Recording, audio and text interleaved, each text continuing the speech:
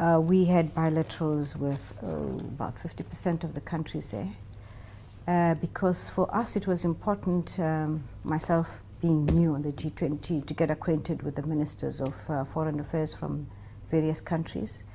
It was also important for them to hear what our views are. We've been quite vocal on a number of issues, and they also wanted to follow through some of the arrangements and engagements we'd had in the past. We had an interesting discussion with Jamaica. Jamaica is the chair of CARICOM, Caribbean countries, and they want a closer relationship with ourselves, which coincides very much with what we want to do. So we were able to speak the same language. We had a discussion with the delegation from the United States. We wanted to know from them why it's taking so long for them to establish an embassy in, or send an ambassador to South Africa. They indicated that the process of appointment is very slow in the United States, that even the new Minister of Secretary of State was appointed very recently, that it is not meant to be sending any message, except that they are slow in this, and they will make sure that it is fast-tracked. We went on to talk about bilateral relations that we have with them. My counterpart, the Secretary of State, was not able to make it because they are busy with the issue of Korea. We had a meeting with Singapore. Singapore is very interested in the future of South Africa as a hub, as a transport hub. And they were wondering if there's anything that they could do to assist us with the restructuring of SAA and assisting us with revitalizing Johannesburg as a hub.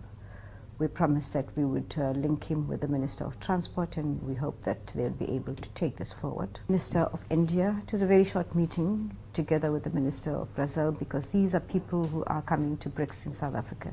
So basically, it's just a courtesy introduction of ourselves, and I gave them a briefing of how far we are in the preparation for our BRICS. They will be coming down as BRICS ministers around the 4th of June, and we'll be able to prepare for the BRICS itself, the BRICS summit in July. We met with the Minister of Japan,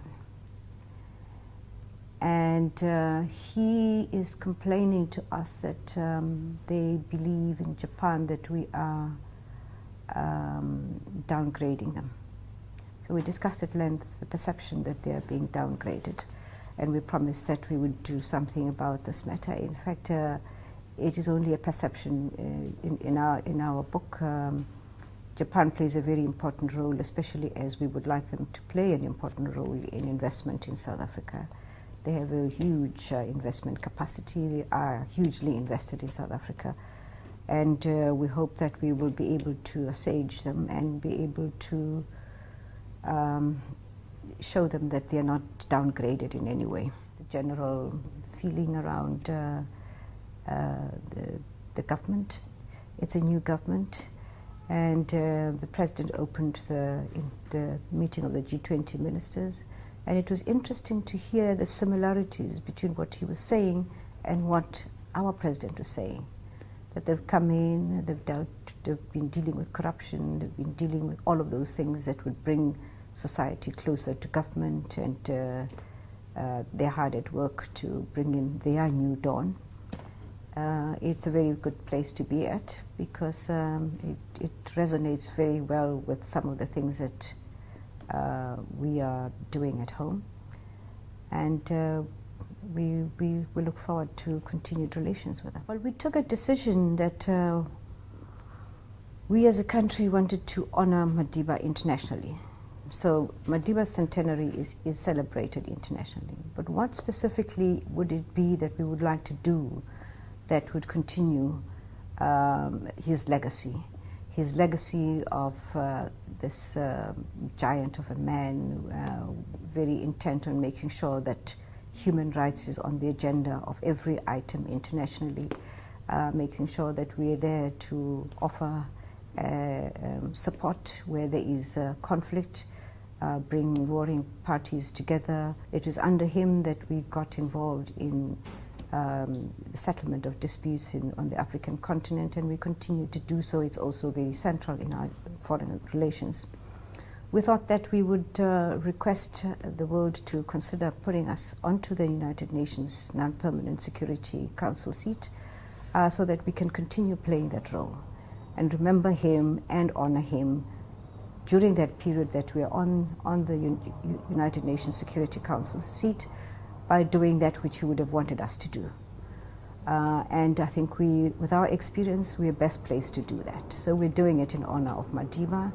And every time we are in that particular seat, we would like to make sure that we do what he would have done had he still been alive.